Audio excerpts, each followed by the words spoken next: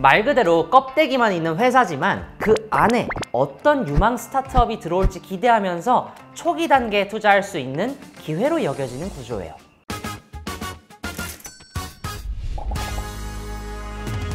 놀면서 현명하게 투자하시죠. 트렌디한 케이스로 K투자를 이야기하는 시간 K스톡입니다. 요즘 유튜브 보다 보면요, 100만 원으로 오래된 건물을 리모델링 해봤습니다. 오랫동안 비어있던 공간 제가 사서 살아볼게요. 이런 영상들 한 번쯤 보신 적 있으시죠? 한참 동안 비어있던 건물인데 누군가는 거기서 새로운 가능성을 보더라고요. 건물 자체보다는 앞으로 어떤 모습으로 바뀔지에 집중해서 투자하는 거죠. 오랫동안 비어있던 상가나 공장을 북카페, 전시공간 이렇게 다시 꾸미는 경우도 많잖아요. 겉모습보다는 미래에 들어설 무언가를 보는 투자 방식이랄까요. 근데 저는요, 이런 흐름을 주식시장에서도 본 적이 있어요. 회사라고 하는데 직원도, 공장도, 제품도 다 없어요. 그냥 상장만 돼 있는 이른바 껍데기 회사 하나에 관심 있는 사람들이 있거든요. 도대체 왜 이렇게 텅 빈 회사에 투자하겠다는 사람들이 생기는 걸까요? 아마도 그 안에 들어올 진짜 주인공을 기대하는 마음이지 않을까 싶은데요. 그래서 오늘 이 시간에는요, 요즘 투자자들의 호기심을 한껏 자극하고 있는 이 스펙 투자라는 케이스에 대해서 이야기해 보려고 합니다. 식당이나 편의점도 안 들어와 있고 이 텅 비어있는 건물, 지금 당장은 뭘 하긴 애매해 보여도요, 어떤 사람들 눈에는 새로운 시작점이 될 수도 있어요. 스펙 투자도 딱 그렇습니다.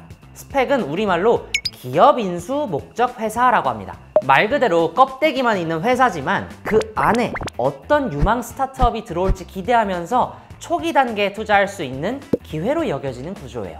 보통 기업이 증시에 들어오려면 IPO, 그러니까 기업 공개라는 과정을 거쳐야 하잖아요. 심사도 받고 공모가도 정해야 하고 기관 수요 예측도 하고 이 절차가 꽤 복잡하거든요. 그런데 스펙을 활용하면요, 실적이나 기술력은 갖췄지만 단독으로 상장 추진이 어려웠던 기업들이 이 스펙과의 합병을 통해서 증시에 입성할 수 있는 새로운 통로가 생기는 거예요. 물론 스펙과 합병해서 상장한다고 해서 심사를 건너뛸 수 있는 건 절대 아닙니다. 투자자 보호를 위해서 한국거래소는 합병 상장 예비심사라는 과정을 통해 이 기업의 내용 하나하나를 꼼꼼히 들여다보거든요. 다만 스펙이라는 특성을 반영해서 일부 심사 항목은 추가되기도 하고 반대로 일부는 배제되거나 완화되기도 합니다. 그래서 기업 입장에서는 자신에 맞는 방법을 선택할 수 있다는 게 장점인 거죠. 근데 말이죠, 스펙 합병으로 회사가 상장되더라도 그 미래가 진짜 멋지게 완성될지 아니면 그냥 허상에 불과할지는 아무도 장담할 수가 없습니다. 아니, 왜 버려진 집이나 공장 리모델링해서 북카페나 전시공간으로 꾸며놓으면 이야, 처음엔 진짜 멋져 보이잖아요. 막상 오픈하고 나니까 생각보다 사람이 안 오는 겁니다. 스펙 투자도 마찬가지입니다. 겉은 껍데기 뿐이지만 여기 안에 멋진 기업이 들어올 거야 하는 기대감 하나로 돈이 몰려요. 근데 실상은 생각보다 합병 대상이 별로일 수도 있고 일정이 꼬여서 합병 자체가 무산될 수도 있고 투자자 입장에서는 알 수 있는 정보가 너무 적을 수도 있습니다. 그래서요, 스펙 투자를 생각하신다면 기대보다 먼저 확인해야 할 두 가지 포인트가 있습니다. 첫째로 3년 안에 스펙이 합병할 만한 회사를 찾지 못했다. 그러면 자동 해산, 상장 폐지돼요. 아니, 나는 가능성을 보고 투자한 건데 웬 상장 폐지? 그럼 내 돈이 휴지 조각이 되는 거냐? 하면 다행히도 그건 아닙니다. 보통 대부분의 스펙은 한 주당 공모가가 2,000원 수준인데요. 이렇게 모인 여러분의 투자금은 합병 대상을 찾을 때까지 다른 곳에 쓰지 못하도록 독립된 곳에 안전하게 보관하고 만약에라도 상장 폐지된다면 투자금은 다시 돌려받을 수 있습니다. 이때 보관 기간 동안에 이자도 붙긴 하는데요. 운영 비용이나 청산 비용 같은 것도 일부 차감된다는 점, 이건 꼭 참고하셔야 됩니다. 이 두 번째 포인트는 방금 이야기한 내용이랑 이어지는 건데요. 만약 여러분이 스펙 주식을 공모가보다 비싸게 샀다고 하더라도 상장 폐지될 때는 공모가 수준으로만 돈을 돌려받습니다. 즉, 내가 공모가보다 비싸게 샀다면 원금 보장이 어려울 수 있다는 거죠. 그래서 만약 내가 공모가보다 비싸게 스펙 주식을 사고 싶다라고 하면 합병하려고 시도하는 회사가 얼마나 우량한지도 알아봐야 하고요. 스펙이 상장된 지 얼마나 됐고 만약 상장 폐지된다면 그 날짜가 언제일지도 미리 확인해 보는 게 좋습니다. 근데 스펙이 어떤 회사랑 합병한대요. 근데 그게 꼭 좋은 소식이 아닐 수도 있잖아요. 내가 보기엔 이 회사가 그닥 건실하지도 않아 보이고 오히려 합병 상장 이후에 주가가 빠질 것 같다는 느낌이 드는 거예요. 다행히 이런 상황에서 여러분이 빠져나올 수 있는 방법이 있습니다.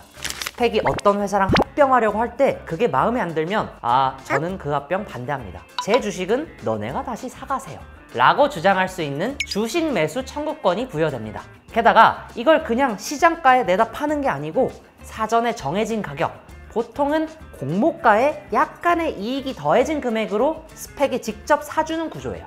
다시 말해서 투자자가 난 이 회사랑 합병하는 거 반댈세 싶을 때 빠져나올 수 있게 해주는 안전장치인 셈이죠.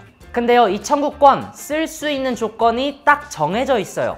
우선 합병 주주총회 전에 주식을 갖고 있어야 하고요.